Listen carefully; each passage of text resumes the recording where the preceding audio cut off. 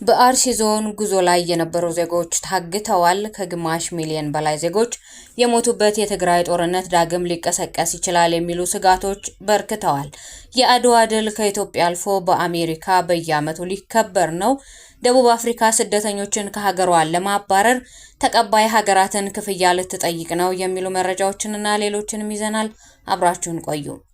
በዛሬው ዕለት ሰኔ 6 ቀን 2018 ዓ.ም ጠዋት በምስራቅ አርሲ ከአቦምሳ ከተማ ወደ አስኮ እየመጣ ያለ አንድ ቅጥቅጥ የህዝብ ማመላለሻ ሙሉ ተሳፋሪዎችን ከቀኑ 6 ሰዓት ላይ ባለፈው ጥቃት የፈጸሙ የሸኔ ታጣቂዎች ናቸው የተባሉ አግተው ይዘው መሄዳቸውን የአካባቢው የዓይን እማኞች ገልጸዋል። እገታው የተፈጸመው ከከተማው ጥቂት ኪሎ ሜትሮች ርቀት ላይ ሲሆን የጸጥታ ኃይሎች እዛው አካባቢ ነበሩም ብለዋል። ከ2 ሳምንት በፊት በዚህ አካባቢ በኦርቶዶክስ እምነት ተከታዮች ላይ ጥቃት መፈጸሙ ይታወሳል። መንግስት ጉዳዩን አውግዣለሁ ብሎም ነበር። የሃይማኖት አባቶችን በሐዘን ላይ ያሉ ዜጎችን ለማጽናናት በቦታው ደርሰው የተመለሱት በትላንትናው ዕለት ነው። ነገር ግን አሁንም ጥቃቱ አልቆመም። የደብረ ማርቆስ አየር ማረፊያ የበረራ አገልግሎት በይፋ ጀምሯል። የሀገሪቱን የውስጥ በረራ ተደራሽነት ይበልጥ ለማስፋት እየሰራ የሚገኘው የኢትዮጵያ አየር መንገድ ወደ ደብረ ማርቆስ ከተማ የሚያደርገውን የቅድመ ምረቃ በረራ ዛሬ ሰኔ 6 ቀን 2018 ዓ.ም በይፋ መጀመሩን አስታውቋል።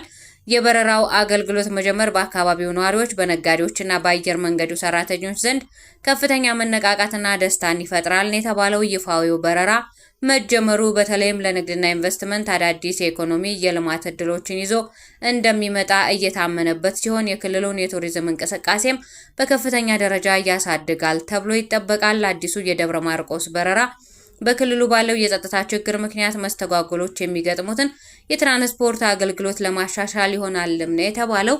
በመኪና ጉዞ ላይ በሚሄዱበት ጊዜ በተለያዩ አካባቢዎች የሚፈጸሙ እገታዎችን ለመቀነስም ይረዳል ተብሏል። ከ600 ሺህ በላይ ሰዎችን የቀጠፈው ጦርነት ዳግም ሊቀሰቀስ ይችላል እየተባለ ስጋቶች አይለዋል። በመሆኑም የትግራይ ኃይሎች ከኤርትራ ጋር በማበር አዲስ ጥቃት ለመሰንዘር አቅደዋል ነው የተባለው። ኢትዮጵያ በትግራይ ህዝባዊ ወያነ ሓርነት ትግራይ ትህነግ ውስጥ የሚገኙ አክራሪ አቋም ያላቸው አካላት በፌዴራል መንግስት ላይ አዲስ ወታደራዊ ጥቃት ለመሰንዘር እየተዘጋጁ ነው ስትል መክሰሷን ሶማሌ ሪፖርት ዘግቧል። ይህ እቅድ አውዳሚውን የትግራይ ጦርነት ተከትሎ የተገኘውን ደካማ ሰላም አደጋ ላይ ሊጥል እንደሚችል መንግስት አስጠንቅቋል። በአልጀዚራ በተሰማው መረጃ መሰረት የኢትዮጵያ ባለስልጣናት የትህነግ መሪዎች ከጎረቤት ኤርትራ በሚያገኙት ድጋፍ በመታገዝ በሚቀጥሉት ቀናት ጥቃት ለመሰንዘር እያቀዱ መሆኑን ገልጿል። ይህ ክስ የቀረበው የ600 ሺህ ሰዎችን ህይወት የቀጠፈውን የ2 ዓመት ጦርነት ያቆመውን የ2022ቱን የፕሪቶሪያ የሰላም ስምምነት በመጣስ ቡድኑ አዲስ ግጭት ለመቀስቀስ እየሞከረ ባለበት ወቅት ነው ተብሏል። በተጨማሪም ኢትዮጵያ ትህነግን በፌዴራል መንግስት የሚደገፈውን የትግራይ ጊዜያዊ አስተዳደር በማፍረስ በምትኩ ህገወጥ የተባለ ክልላዊ አስተዳደር አቋቁሟል ስትል ከሳለች። ይህ ውንጀላ የመጣው ትህነግ ቀደም ሲል ታግዶ የነበረውን የክልል ምክር ቤት መልሶ ለማቋቋም ከወሰነ በኋላ ቢሆንም ቡድኑ እስካሁን ለቀረበለት ክስ ይፋዊ ምላሽ አልሰጠም። በአዲስ አበባና በአስመራ መካከል ያለው ግንኙነት ከቅርብ ዓመታት ወዲህ እየተበላሸ መምጣቱ በሰሜን ኢትዮጵያ የሚቀሰቀስ አዲስ አለመረጋጋት ለአጠቃላይ የአፍሪካ ቀንድ ሰፊ አንድምታ ሊኖረው ይችላል የሚል ስጋት ፈጥሯል። በማንኛውም አይነት ወደ ከፍተኛ ውጊያ መመለስ አሁን ያለውን ተጋላጭ የሰላም ሂደት አደጋ ላይ እንደሚጥልና ቀጠናውን መልሶ ወደ አስከፊ ግጭት ውስጥ የመክተት እድል እንዳለው ተንታኞች ያስጠነቅቃሉ። በአሜሪካ የአድዋ ድል በዓል እንዲከበር ተወስኗል። በአሜሪካ ፔንሲልቫኒያ ግዛት የህዝብ ተወካዮች ምክር ቤት የአውሮፓውያኑ መጋቢት 2 በግዛቲቱ የአድዋ ድል መታሰቢያ ቀን እንዲሆን የቀረበውን የውሳኔ ሀሳብ በከፍተኛ ድምጽ አጽድቋል። ይህ HR 441 የተሰኘው የውሳኔ ሀሳብ የጸደቀው ባለፈው ሳምንት በግዛቲቱ የህዝብ ተወካዮች ምክር ቤት በተደረገ የድምጽ አሰጣጥ ስነ ስርዓት ነው። Thank you, Madam Speaker.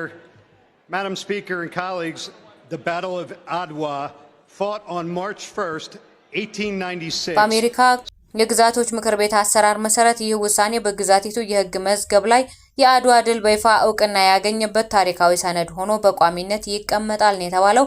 ይህ የውሳኔ ሀሳብ ረቂቅ የአውሮፓውያኑ ማርች 2 ቀን 2026 130ኛ የአድዋ ድል ቀን ሆኖ በፔንሲልቫኒያ ግዛት እውቅና እንዲሰጠው የሚደነግግ ነው። ውሳኔው በሪፐብሊካንና በዴሞክራቲክ ፓርቲ እንደራሴዎች በተሰጠ 195 ከፍተኛ የድጋፍ ድምጽና በ6 ተቃውሞ ብቻ ነው የጸደቀው። ረቂቁ የቀረበው ከወራት በፊት ቢሆንም የምክር ቤቱን የውስጥ አሰራሮች አልፎ ውይይቶች ተደርገውበት ከቆየ በኋላ የውሳኔ ድምጽ የተሰጠበት ግን ባለፈው ሳምንት ነው።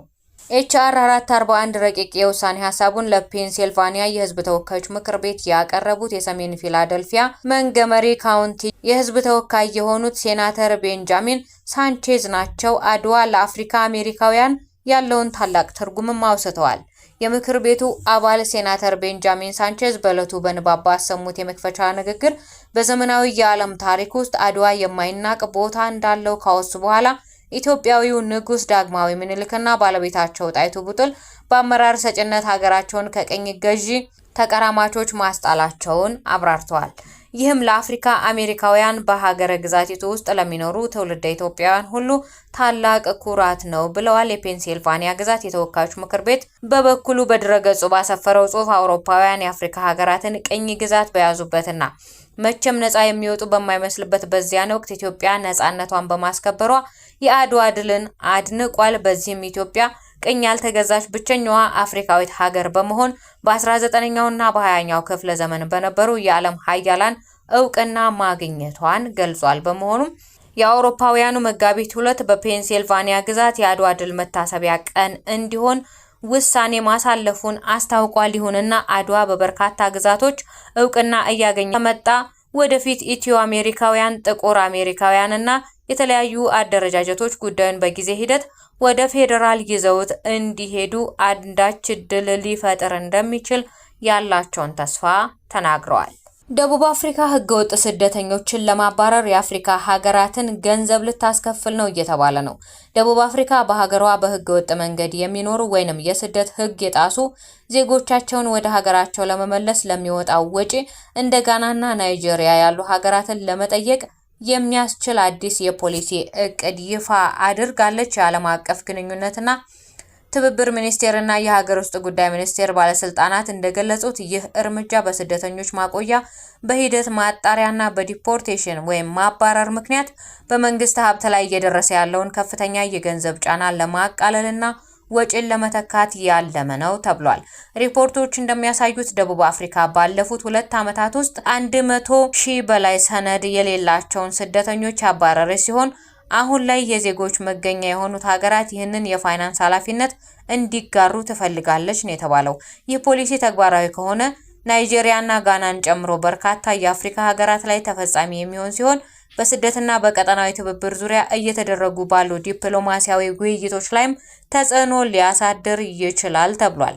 በደቡብ አፍሪካ እርምጃ የስደት ህጎችን ለማስከበርና ወጪዎችን ለመቀነስ የሳለመ ነው ብላ ብትከራከርም ውሳኔው በአህጉሪቱ ላይ ስለ ተጠያቂነት፣ ፍትሃዊነትና ድንበር ተሻጋሪ የስደት አስተዳደርን በተመለከተ ሰፊ ክርክር ያስነሳል ተብሎም ይጠበቃል ነው የተባለው። ውድ ቤተሰቦቻችን መረጃዎቻችን ያደመጣችኋቸው ነበሩ። ሽርሽር ኢትዮጵያን ሰብስክራይብ እያደረጋችሁ ቤተሰብ ሁኑ። ሼር እያደረጋችሁ ለወዳጆቻችሁ አጋሩ። ሐሳብ አስተያየቶቻችሁን በኮሜንት አስቀምጡልን። በሌላ መሰናዶ እስክንገናኝ ፈጣሪ ቸሩን ያሰማን።